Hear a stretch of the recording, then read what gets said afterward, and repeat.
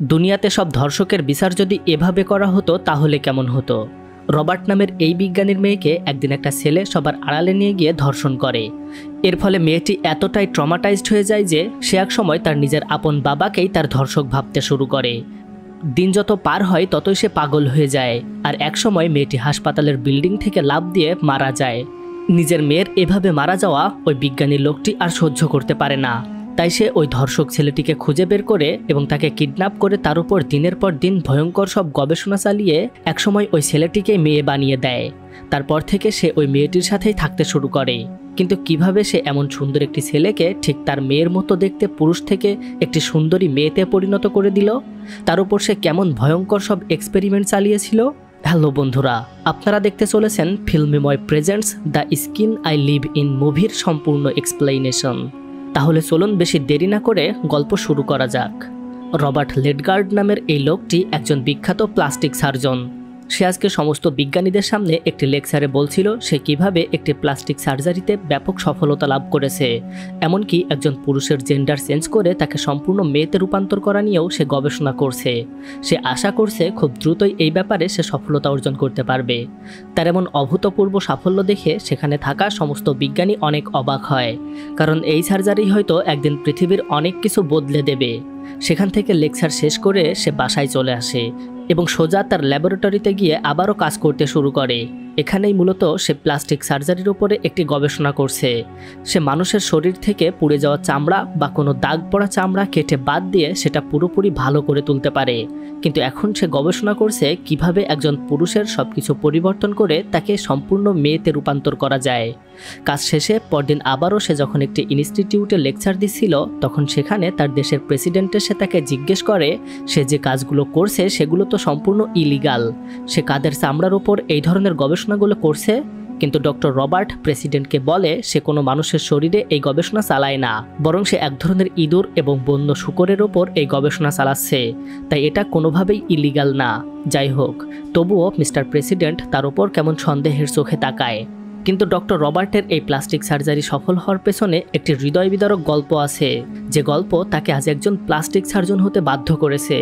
একদিন রবার্টের wife Mrs গাল এবং তার 12 বছরের মেয়ে নর্মা গাড়িতে করে কোথাও যাচ্ছিল, কিন্তু তাদের ভয়ঙ্কর একটা অ্যাক্সিডেন্ট হয়, আর অ্যাক্সিডেন্টে মিসেস গাল ভয়ঙ্করভাবে পুড়ে যায়। যদিও রবার্টের মেয়ে নর্মার কিছু একটা হয় না, কিন্তু তার মার শরীর পুরো ঝলসে যায়। সে বেঁচে থাকে ঠিকই, কিন্তু তার চেহারা একটা ভ্যাম্পায়ারের মতো দেখতে হয়ে যায়। তাকে সবসময় একটা অন্ধকার ঘরে রাখা হতো। এছাড়াও সেই ঘরে কোনো আয়না ছিল না যাতে করে গাল তার নিজের শরীর দেখতে পায়। ডক্টর রবার্ট সবসময় তার ওয়াইফের পাশে বসে থাকতো এবং সে রাত দিন পরিশ্রম করে গবেষণা করত যাতে করে তার বউয়ের শরীরের চামড়া থেকে পোড়া দাগ সরিয়ে সুন্দর স্বাভাবিক মানুষের মতো করে দেওয়া যায়। কিন্তু একদিন গাল যখন ঘুমিয়েছিল তখন হঠাৎ সে তার মেয়ের গলায় গান শুনতে পায়। এই গানটা সে তার মেয়েকে অনেক ছোটবেলায় শিখিয়েছিল। নিজের মেয়ের গলার গান শুনতে পেয়ে সে অনেক ইমোশনাল হয়ে পড়ে এবং ধীরে ধীরে উঠে সে যখন জানালাটা খুলে দেয় তখন জানালার কাছের আয়নায় সে নিজের প্রতিচ্ছবি দেখতে পায়। কিন্তু এটা দেখার পর সে এতটাই ভয় পেয়ে যায় যে তখনই সেখান থেকে লাফ দিয়ে সে মারা যায়, আর সে গিয়ে ঠিক তার মেয়ের সামনেই পড়ে। নিজের মাকে এভাবে মারা যেতে দেখে নর্মা তার ব্রেইনে সেদিন অনেক বড় একটা আঘাত পেয়েছিল। কিন্তু এখন নর্মার বয়স 18 বছর। আজকে সে এবং তার বাবা রবার্ট একটা পার্টিতে এসেছে। সে দূরে তার বন্ধুদের সাথে গল্প করছিল, আর তার বাবা দূর থেকে তাকে দেখছিল। মেয়েকে স্বাভাবিক হতে দেখে রবার্ট অনেক খুশি হয়েছিল।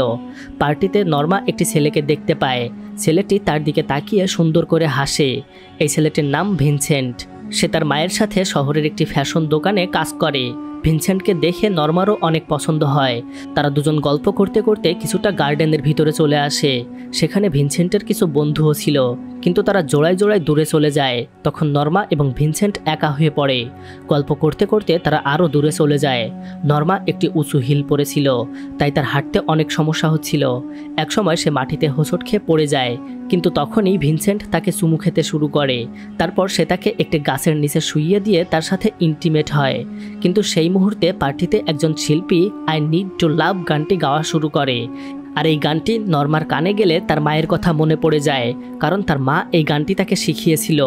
মায়ের কথা মনে পড়তেই সে ভিনসেন্টকে এটা করতে নিষেধ করে, কিন্তু ভিনসেন্ট যখন থামে না তখন নর্মা তার হাতে কামড় দেয়। এর ফলে ভিনসেন্ট তাকে জোরে একটা চড় দিলে সে অজ্ঞান হয়ে পড়ে। মেয়েটি অজ্ঞান হয়ে গেলে ভিনসেন্ট তাকে ফেলে সেখান থেকে চলে যায়। এদিকে পার্টিতে সবাই যখন ডান্স করছিল তখন হঠাৎ করে রবার্ট তার মেয়েকে কোথাও দেখতে পায় না। তাই সে দ্রুত বাইরে এসে তার মেয়েকে সব জায়গায় খুঁজতে শুরু করে। কিছুটা দূরে এসে সে কয়েকজন তরুণ তরুণীকে ইন্টিমেট হতে দেখতে পায়, কিন্তু এখানে তার মেয়ে ছিল না। আরও কিছুটা হাঁটার পরে মাটিতে সে তার মেয়ের হিল এবং জামা কাপড় পরে থাকতে দেখে, আর ঠিক সেই সময়ে তার সামনে দিয়ে একটা ছেলে বাইকে করে চলে যায়। রবার্ট তখন সেদিকে এগিয়ে গিয়ে একটা গাছের নিচে তার মেয়েকে অজ্ঞান অবস্থায় পড়ে থাকতে দেখে, কিন্তু অনেক ডাকাডাকির পর যখন তার মেয়ের জ্ঞান ফেরে তখন নর্মা তার বাবাকেই নিজের ধর্ষক ভাবতে শুরু করে এবং সে তার বাবাকে ভয় পেতে শুরু করে। রবার্ট তার মেয়েকে দ্রুত একটি হাসপাতালে নিয়ে যায়, কিন্তু সেখানে চিকিৎসা করানোর পরেও নর্মা তার বাবাকে চিনতে পারে না, বরং সে সব পুরুষকেই ভয় পেতে শুরু করে। আর এর কিছুদিন পর রবার্টের কাছে খবর আসে তার মেয়ে হাসপাতালের বিল্ডিং থেকে লাফ দিয়ে পড়ে মারা গেছে। এই ঘটনা মিস্টার রবার্টকে একজন সাইকোতে পরিণত করে। তাই সে ভিনসেন্টের দোকানের সামনে এসে গাড়ি থামিয়ে দাঁড়িয়ে থাকে। ভেতরে ভিনসেন্ট কাজ শেষ করে তার মায়ের কাছ থেকে বিদায় নিয়ে একটি বাইকে করে বাসার দিকে রওনা দেয়। তখন ডক্টর রবার্ট গাড়িতে করে ভিনসেন্টের পিছু ধাওয়া করে। বেশ কিছুটা পথ যাওয়ার পরে তারা যখন একটি নির্জন স্থানে পৌঁছায় তখন মিস্টার রবার্ট ভিনসেন্টের বাইকে ধাক্কা দিয়ে তাকে ঠেলে ফেলে দেয় এবং সেখান থেকে তাকে কিডন্যাপ করে তার নিজের বাসায় নিয়ে আসে। রবার্ট ভিনসেন্টকে কিডন্যাপ করে নেওয়ার পর বেশ কয়েকদিন ধরে একটি গোডাউনের ভেতরে তাকে হাত পায়ে শিকল দিয়ে বেঁধে রাখে। সে তাকে শুধুমাত্র একটা গামলা ভর্তি পানি দিয়ে যায়, তাছাড়া তাকে কোনো ধরনের খাবার দেয় না। এর ফলে ভিনসেন্টের অবস্থা খুব খারাপ হয়ে যায়। সে চিৎকার করে সাহায্য চাইতে থাকে, কিন্তু কেউ তার কথা শুনতে পায় না। সেখানে কেউ আসে না। একাকিত্ব ভিনসেন্টকে খুব বাজেভাবে আঘাত দেয়। এভাবে কয়েকদিন পর হঠাৎ করে রবার্ট তার রুমে আসে। তাকে দেখেই ভিনসেন্ট তার কাছে খাবার এবং পানি চায়, কারণ সে খুবই ক্ষুধার্ত ছিল। সে বারবার তার কাছে জিজ্ঞেস করে কেন তাকে কিডন্যাপ করে এখানে বেঁধে রাখা হয়েছে, কিন্তু মিস্টার রবার্ট তাকে কিছুই বলে না, বরং সে একটি পানির পাইপ দিয়ে তার উপর পানি স্প্রে করতে শুরু করে। তাকে গোসল করানো হলে সে তার পরার জন্য কিছু কাপড় দেয় এবং তার জন্য খাবার নিয়ে আসে।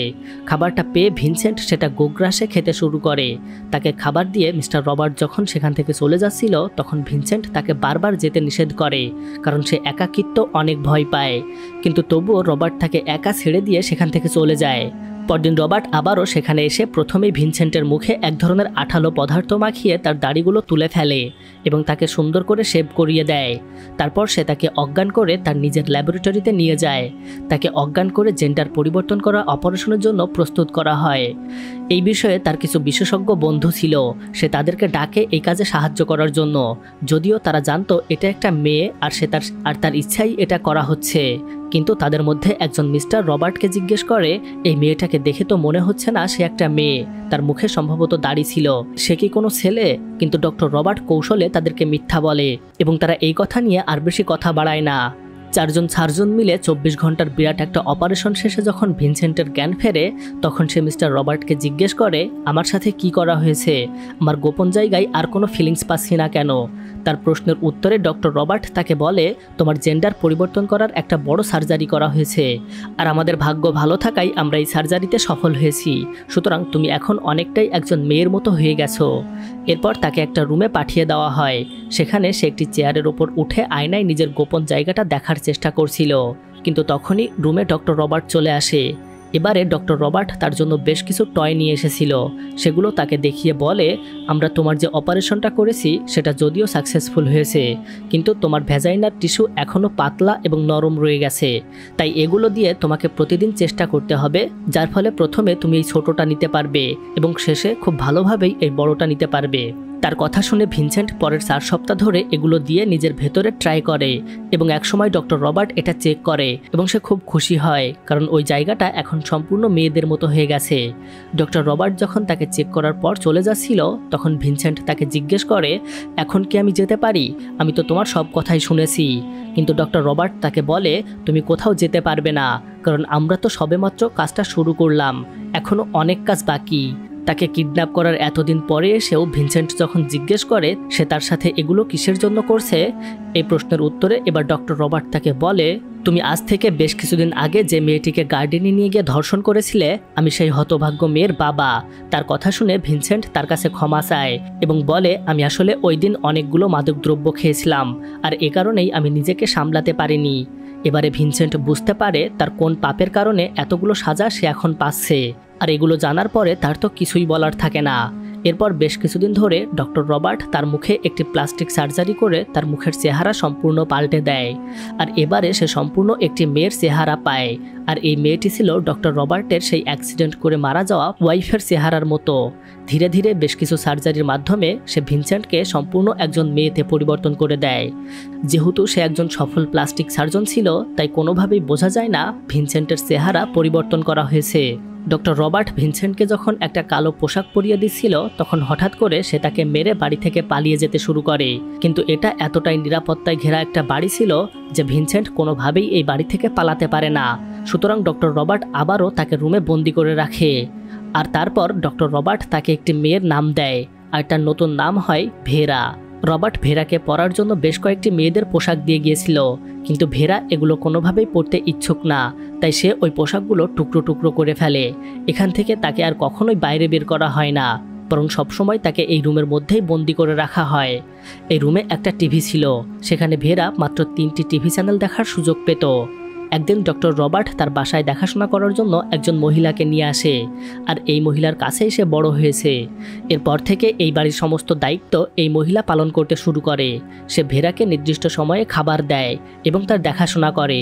একদিন মার্লিয়া নামের এই মহিলাটি বাসায় যখন কাজ করছিল, তখন গেট থেকে একজন বাঘের পোশাক পরা লোক এসে বাড়িতে ঢুকতে চায়, কিন্তু মার্লিয়া তাকে বাসায় ঢুকতে দিতে চায় না।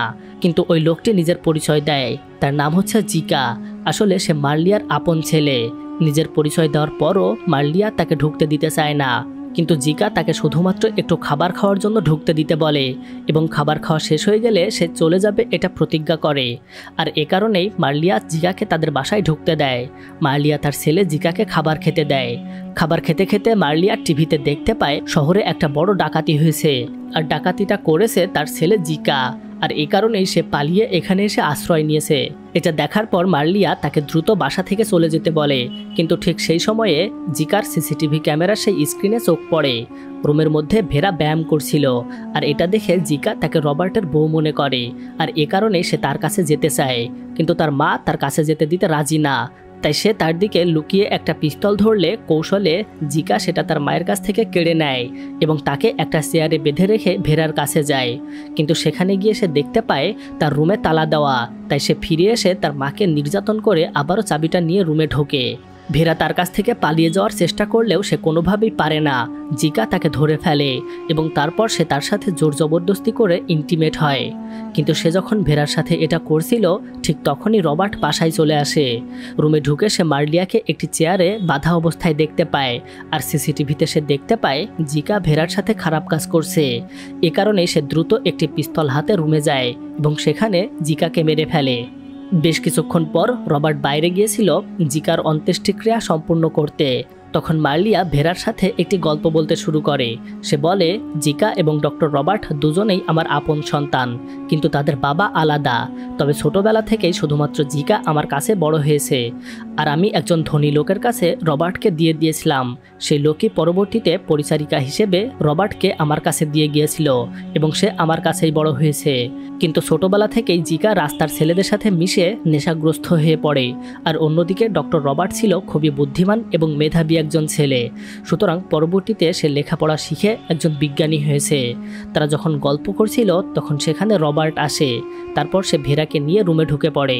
ভেরা রবার্টের এই করুণ গল্প শুনে রবার্টের সাথে ভালো ব্যবহার করতে শুরু করে। আর এই ঘটনার পর থেকে রবার্টও ভেরাকে রুমের মধ্যে আর আটকে রাখে না, বরং সে এখন বাসার সব জায়গায় ঘোরাফেরা করে। ধীরে ধীরে সে মার্লিয়ার কাজে হেল্প করতে শুরু করে এবং রবার্টের সাথে ভালো সম্পর্ক গড়ে তোলে।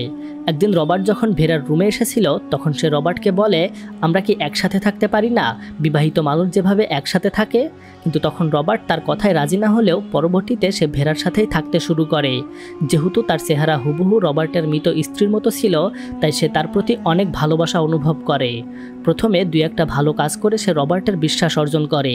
তারপর একদিন রবার্ট তাকে মার্লিয়ার সাথে মার্কেটে পাঠায়। মার্কেটে যাওয়ার আগে সে রবার্টের পছন্দের ড্রেস পরে, কিন্তু তারা চলে যাওয়ার পরে রবার্টের কাছে একজন ডাক্তার আসে। তারা তিনজন মিলে একটি ক্লিনিক দেওয়ার ব্যাপারে কথা বলতে। সেই ক্লিনিকে প্লাস্টিক সার্জারির মাধ্যমে মানুষের জেন্ডার পরিবর্তন করা হবে। যেহেতু তারা এই কাজে খুব ভালোভাবে সফল হয়েছে, তাই এই ব্যবসায় তারা খুব লাভ করতে পারবে। কিন্তু অবাক করা ব্যাপার, ডক্টর রবার্ট তার এই প্রপোজালে রাজি হয় না। সে কোনোভাবেই এই কাজ আর করতে চায় না। তখন ডাক্তার তাকে বিভিন্নভাবে ব্ল্যাকমেল করতে শুরু করে। সে আজকের পত্রিকার একটা কপি নিয়ে এসে ডক্টর রবার্টের সামনে দেয়। সেখানে গত 10 বছর ধরে হারিয়ে যাওয়া বা নিখোঁজ হয়ে যাওয়া মানুষ নিয়ে একটি রিপোর্ট করা হয়েছে। আর এই রিপোর্টেই আজ থেকে 7 বছর আগে হারিয়ে যাওয়া ভিনসেন্টের ছবি ছিল। ডাক্তার তখন রবার্টকে বলে, তুমি সে সময় বলেছিলে এই ছেলেটি স্বেচ্ছায় তার জেন্ডার পরিবর্তন করতে চায়, কিন্তু আমার ধারণা তুমি তাকে কিডন্যাপ করে নিয়ে এসেছিলে। এই কথা শোনার পর রবার্ট অনেক রেগে যায় এবং তার দিকে একটা পিস্তল উঁচু করে ধরে। পিস্তল দেখে ভয় পেয়ে ডাক্তার চলে যাচ্ছিল। ঠিক তখনই সেখানে ভেরা চলে আসে। সে ডাক্তারকে বলে, আমি জানি তুমি আমাকে নিয়ে কথা বলছিলে, কিন্তু মনে রেখো রবার্ট আমাকে জোর করে বা কিডন্যাপ করে নিয়ে আসেনি, বরং আমি স্বেচ্ছায় আমার জেন্ডার পরিবর্তন করেছি এবং আমার নাম ভিনসেন্ট না, আমার নাম ভেরা। তার এমন কথা শুনে রবার্ট এবং ডাক্তার দুজনই বেশ অবাক হয়। তারপর ডাক্তার সেখান থেকে চলে যায়। ভেরার এই কথা শুনে রবার্ট বেশ খুশি হয় এবং সে ভাবে ভেরা হয়তো তাকে পছন্দ করতে শুরু করেছে এবং সে ভেরাকে নির্দ্বিধায় বিশ্বাস করতে পারে। রাতের বেলা তারা যখন ইন্টিমেট হতে যাবে, তখন ভেরা তাকে বলে, আমি আজকে বাজার থেকে একটি লুব্রিকেন্ট কিনে এনেছি, তুমি একটু দাঁড়াও, আমি বাইরে থেকে ওটা নিয়ে আসি। এই বলে সে বাইরে বেরিয়ে আসে।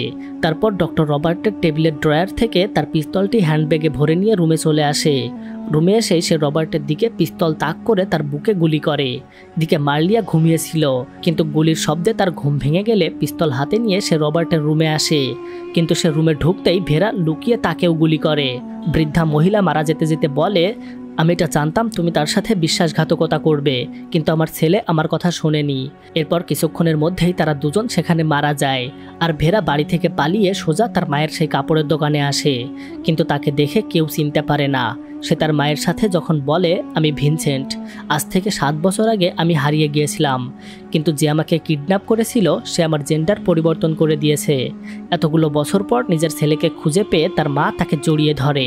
হ্যালো বন্ধুরা, এই অসাধারণ মুভিটা এখানেই শেষ হয়।